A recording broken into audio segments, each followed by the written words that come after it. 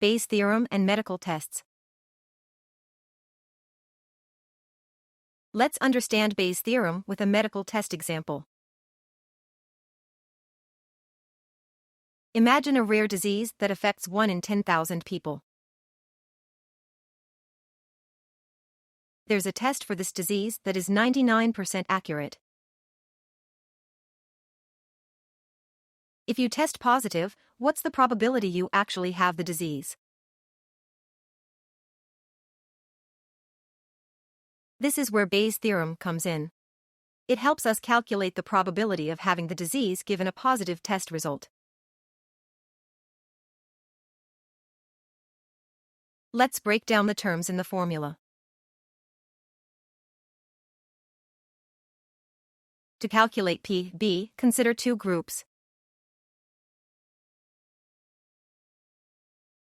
Those who have the disease and those who don't.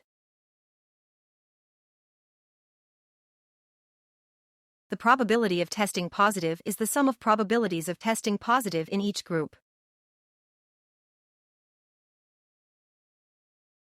That's 0.99 for test accuracy, times 0.0001 for disease prevalence, plus 0.01 for false positive rate, times 0.9999 for not having the disease.